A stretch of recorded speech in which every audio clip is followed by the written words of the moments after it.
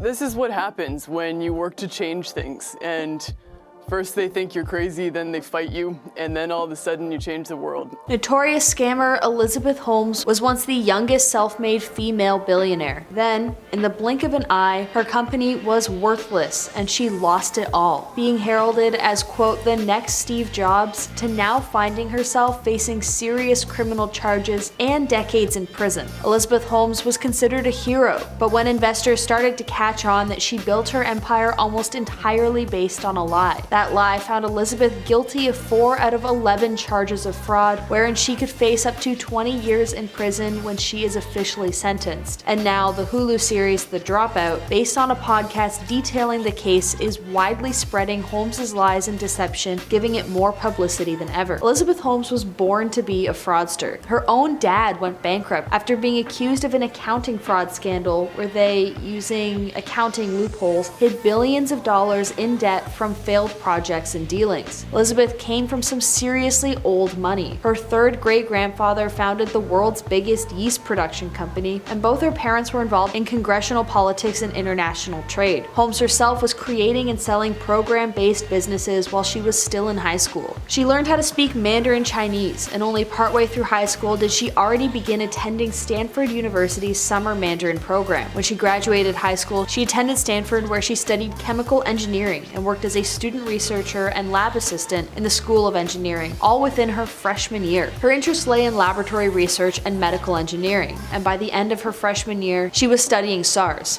This laboratory research involving SARS sparked an interesting collection of blood samples through the use of syringes. She filed her first patent for an invention she had created, which was a wearable drug delivery patch, and a year later, she took the plunge and decided to drop out of university and use her tuition money to fund her consumer healthcare technology company. The name of this company was Real Time Cures, set to, quote, democratize healthcare. The beginning of her company, she would later state, was inspired by her fear of needles, wherein she became interested in performing blood tests using only a minute amount of blood. When she first proposed the idea to her professor at Stanford, he said it was impossible, but she eventually convinced him to back her idea. She later renamed the company Theranos, a combo of the words therapy and diagnosis. A year after the creation of the company, it had raised $6 million in funding before even releasing a product or prototype. By the end of 2010, she had $92 million.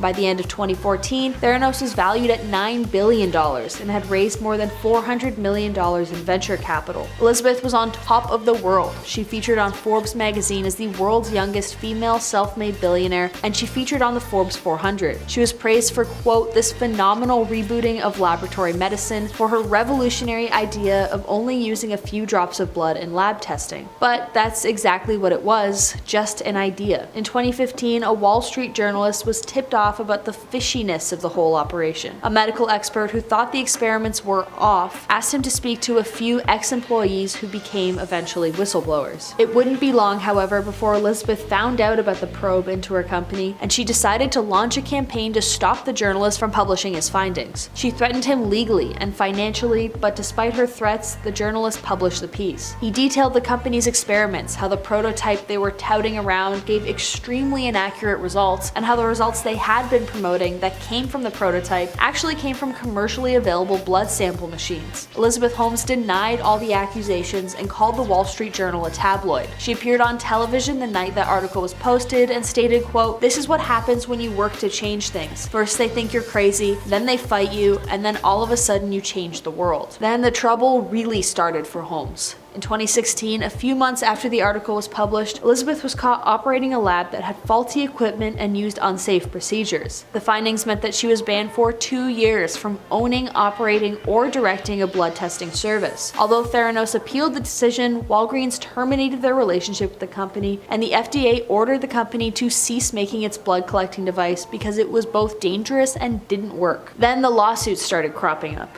Elizabeth's company was ordered to repay all the consumers who bought all of her products in the state of Arizona under false pretenses that they actually worked. She ended up having to shell out $4.65 million to Arizona alone. 99% of Theranos shareholders basically partially backed out, and in 2018, both Holmes and her former president Ramesh Balwani were officially charged with fraud. Now, something to know about Ramesh. Her and Elizabeth had an epic love affair. He is 20 years her senior, and the two had met while she was in college at Stanford. Their relationship was super toxic, however, and Balwani was known as a bully around the office, often tracking his employees' whereabouts and outing them if he deemed them to be too unproductive. Eventually, he and Elizabeth broke up in 2016 when the company was starting to downturn and got into legal trouble, and she pushed him out of the presidential position. A lot of people, once the case had garnered insane media attention, were shocked as to why it had been allowed to go on for so long. A lot of it had to do with how obsessed Elizabeth was with security. She had security guards stay with each visitor throughout the entire time that they were in the Theranos building, and they even reportedly escorted them to bathrooms. She also only signed deals with companies on the condition that they absolutely do not reveal any information about the deal with anyone else. That means that she got to rack up an insane amount of money because companies weren't talking to each other about how much they were giving Elizabeth. So by 2018, Elizabeth and Balwani, along with the company as a whole, were charged with massive fraud by the SEC, and she had to agree to give up financial and voting control of the company, pay $500,000, and return almost 20 million shares of Theranos stock. She also isn't allowed to be a director of any publicly traded company for a whole decade. Despite all this, she stayed CEO of Theranos because it's a private company, but only a few months later, she would step down as CEO on the same day that she and Balwani were charged with 9 counts of wire fraud and 2 counts of conspiracy to commit wire fraud. All while her company is burning around her, Elizabeth is on social media touting her new boyfriend and new puppy. She's now dating the heir to a fancy hospitality company. And author Nick Bilton posted about it on Twitter, stating, quote, "I personally find it crazy that she's being charged with 11 felony counts, thousands of people's lives were harmed, and she's as happy as can be." Now, after being charged in January and facing up to 20 years in prison, we're not sure when she'll be officially sentenced, but it seems pretty likely that she'll face some amount of jail time, at least if just to prove a point. Her and her boyfriend Will Evans used to live in a $5,000 a month apartment in San Francisco. Although no one's sure where they live now, I can't imagine it's going to be a normal apartment. It's been reported that she and her boyfriend got married in 2019, but no one's really sure because the wedding was allegedly super private, which is very on brand for Elizabeth. Her trials only took so long too because of the worldwide thingy that happened in 2020. Otherwise, she would have been sentenced way sooner given how serious fraud charges are taken in the US. And in 2021, Elizabeth also gave birth to a baby with her boyfriend, so there's that too, I guess. So as it stands now, she's facing 20 years in prison, a fine of $250,000, and is required to possibly pay each and every one of her victims restitution, which could add up to millions of dollars. But we won't know what her actual penalty will be yet until the sentencing, which hasn't been set. We have been working on something that we are very excited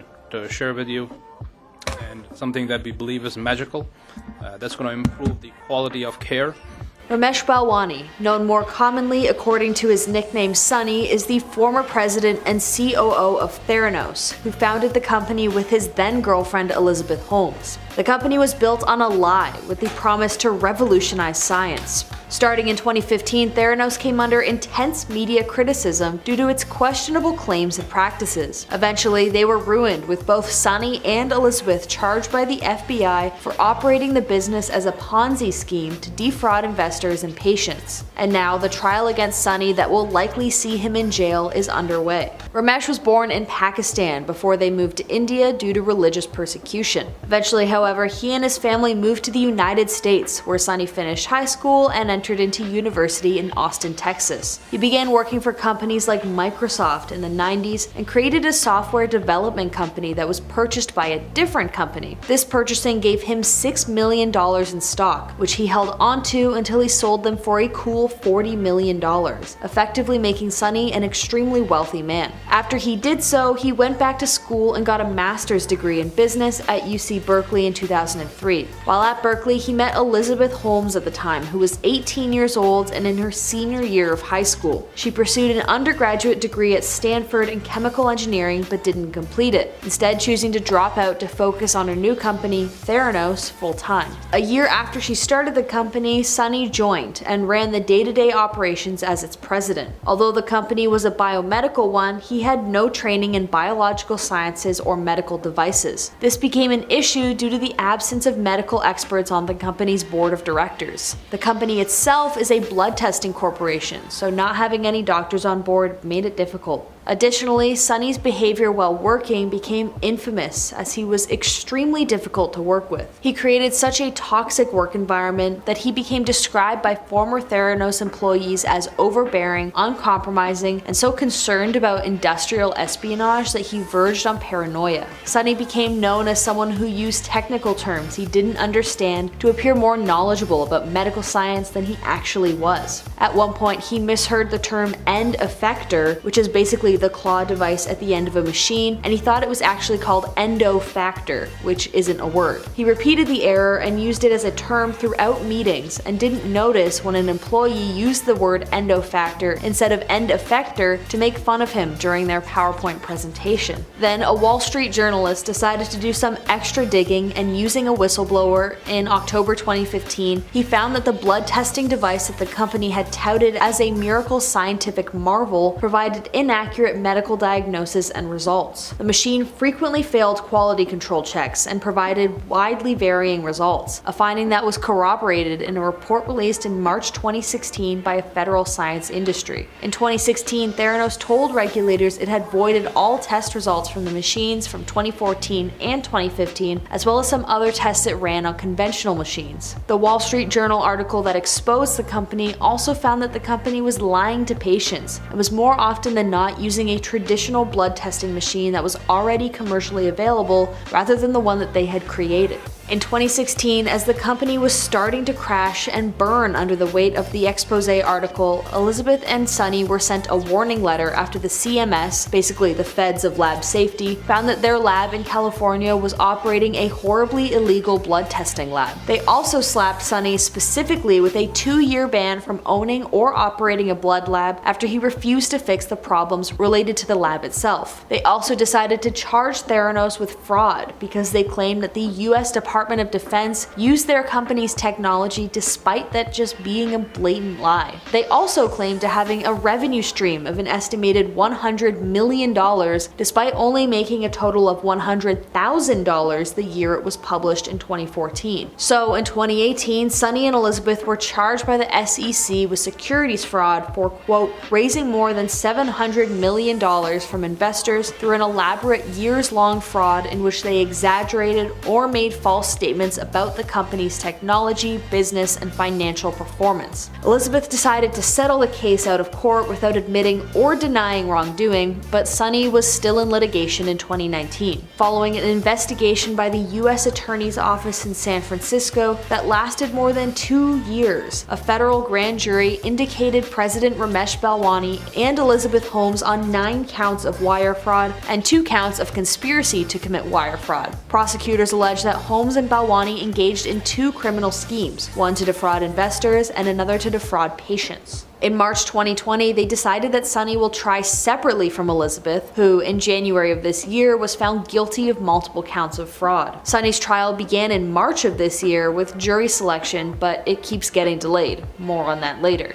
As for his love life, Sonny interestingly used to be married to a Japanese artist before they got divorced in 2002. He was still married to her when he met Elizabeth in university, who was 18 years old and 19 years younger than him. He and her began dating once Sonny got divorced, although they didn't disclose their romantic relationship when he was brought onto Theranos as a president. During her trial, Elizabeth claims that she sought comfort in Sonny after someone came onto her without her consent. Their relationship lasted more than a decade. Elizabeth claims that he was a very controlling person and he would regularly harm her throughout their relationship. Despite this testimony, she also stated that he had, quote, not forced her to make false statements to investors, business partners, journalists, and company directors that have been described in the case. Although Sonny has denied the claims that he hurt Elizabeth, and he has accused her of slander and being inflammatory. Now back onto what's happening in the trial. As it stands literally right now, literally in the days we are currently in, we'll be deciding what happens to Sonny. Elizabeth was found guilty of fraud, but because Sonny is being tried separately, his was delayed to around now because of illness and having difficulty finding a proper jury. His defense so far was that he made no profit off of Theranos and so had no say in the fraud that took took place. But as was revealed yesterday at the time of writing this, jurors reportedly saw texts from Sonny to Elizabeth that stated, quote, "I am responsible for everything at Theranos," which basically runs exactly contrary to the defense that he was merely an investor in the company and not the literal chief of operations. Sonny is charged with 10 counts of wire fraud and 2 counts of conspiracy to commit wire fraud. He's pleaded not guilty to all 12 counts. As of right now, it's still unclear whether or not Elizabeth will testify at Sonny's trial, but if she does, we can't expect her to give any positive testimonies considering how hateful she is towards him now. And while Sonny faces decades in prison if he is convicted of fraud, he isn't currently in prison, nor is he in police custody. While Elizabeth has moved on from Sonny and is currently pregnant with her first baby with her new husband, which, girl, you move on way too fast, it seems that Sonny has no interest in doing the same. He and Elizabeth sold their mansion in California that they own together for $15.8 million